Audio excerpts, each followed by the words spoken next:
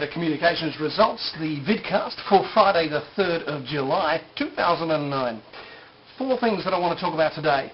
First off is just to let you know that I've finally got the transfer through, so I've transferred my blog from my old web host to bluehost.com, and also my main articles website, which is at leehopkins.com, and my blog, which is at leehopkins.net. They're both over there now, and some other stuff as well.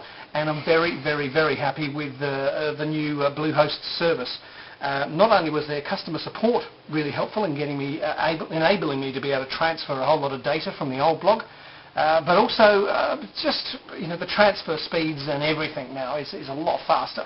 So if you do come across to leehopkins.net, you'll find things working a lot quicker than they used to with the old host.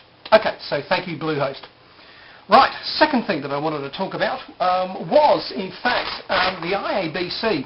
Now, the IABC, a couple of months ago, ran a survey about Twitter. And the survey said that, okay, yeah, we accept that Twitter is important at the moment, but in a couple of years' time, it's not going to be.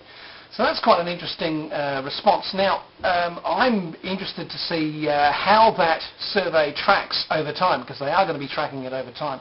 It'll be interesting to see how that tracks, because certainly at the moment Twitter's an interesting platform, communication platform, but whether it still stays its dominant self, or whether it moves like MySpace was the thing and then suddenly taken over by Facebook, whether Twitter is the thing at the moment and then be replaced by something else, waits to be seen. But it's an interesting thought, and I'll have a link in the show notes to that article for IABC members. Okay, next thing I wanted to talk about was celebrating independence from the wired world.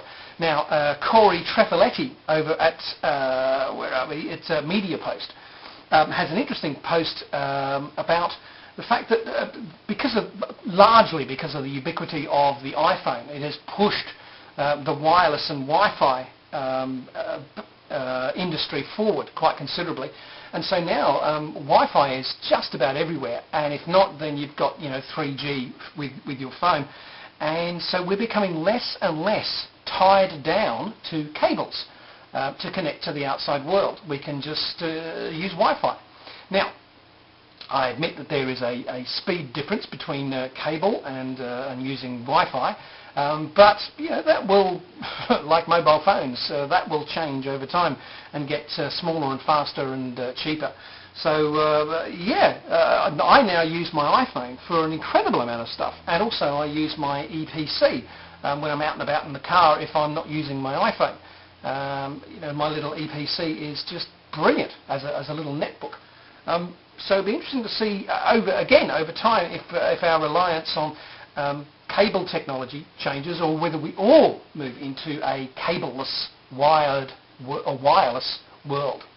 Okay, and the last thing that I wanted to talk about today is Qantas. Now, I'm disappointed, but sort of not surprised as well.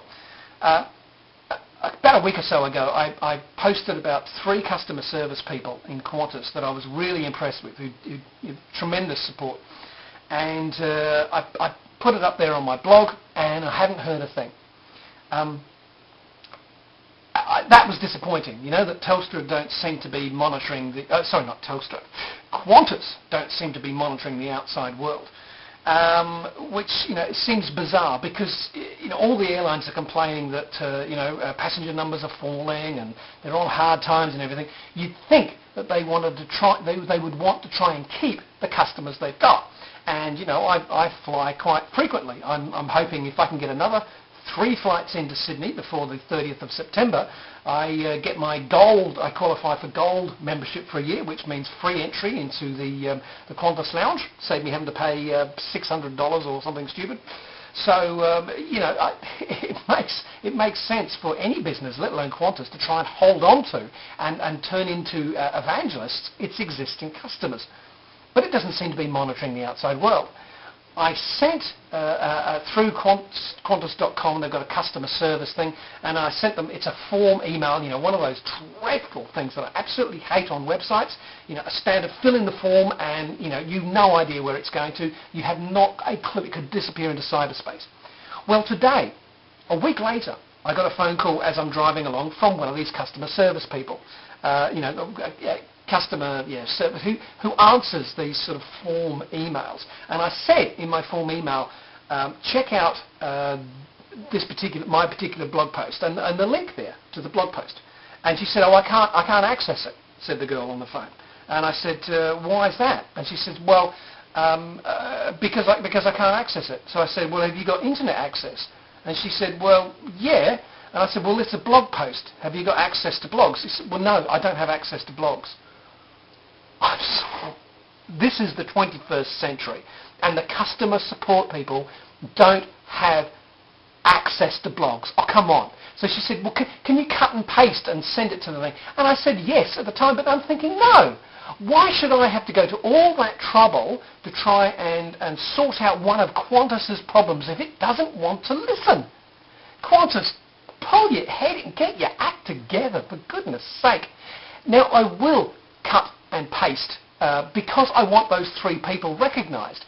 But this is absolutely outrageous that I have to go to all that extra bother to try and let Qantas know that the people are talking about it and they have an evangelist on their site. But they're very quickly going to lose this evangelist. I'm quite sure that Virgin wouldn't let that happen. So Qantas, if you are eventually giving someone access to be able to watch this, for goodness sake, get in contact with me and let's start the process rolling so your customer service and support people can actually monitor conversations that are going on and contribute. Okay. All right, that's my beef for today. It's the weekend coming up, so I probably won't vidblog over the weekend. If I do, lucky you, and I'll see you on Monday. Have a great July the 4th, Independence Day in America. And for my mate Chris Bell, happy birthday, mate. And I will see you next week. Okay, ciao. And remember, take some business communication risks, and remember, communicate with passion.